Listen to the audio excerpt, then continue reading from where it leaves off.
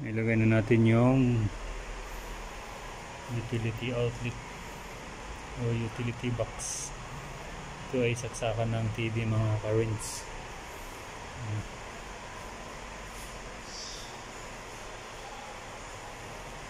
So yung gagawin naman natin, yung wiring naman natin yung ilaw dito sa cabinet. May ilaw po ito mga ka-rinse, strip light dito. Dito yung ilaw sa ilalim nito.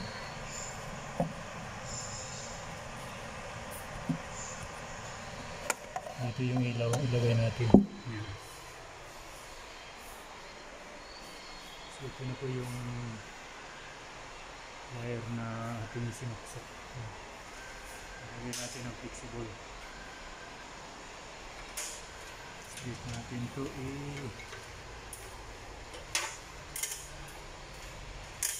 saksak natin dito. Tuloy muna natin yung guide wire.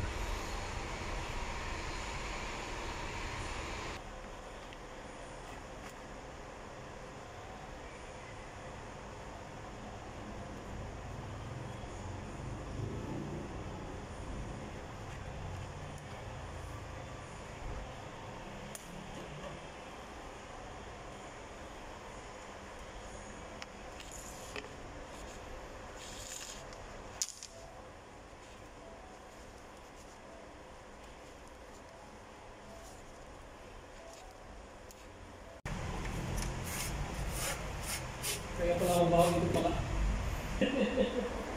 Yung mo dapat baka sumakay ka na ng bus papuntang probinsya. Wala, gala pa kasi doon. Nandun lang sa yan sa baryo. Pumunta sa Baclaran. Baka nakulong na. Mura lang.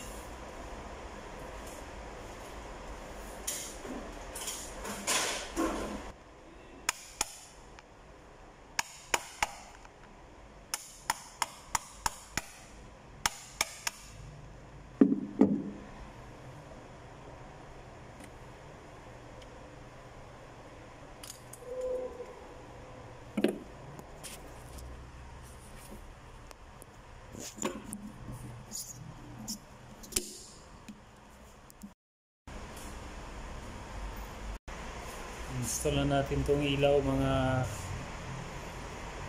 ka-rinse. Ito yung strip light ilaw. Ito yung ilaw dito. Wiringan na natin to. Mayroon tayong wiring dito sa gilid. Yan yung wire natin. So, ilagay muna natin yung ating ilaw dito. Ihatag muna natin. Sige na.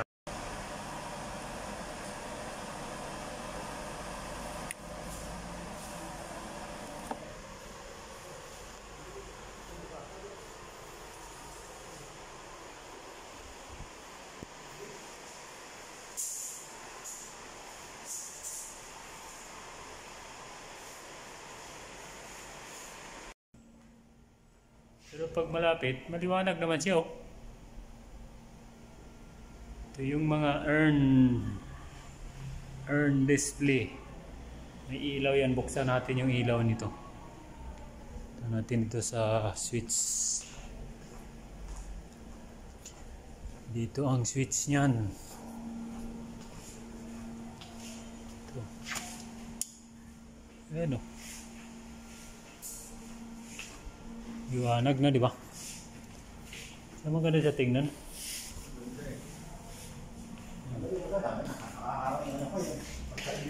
Hindi, okay lang yan. Hindi naman i-ano ko pa tayo.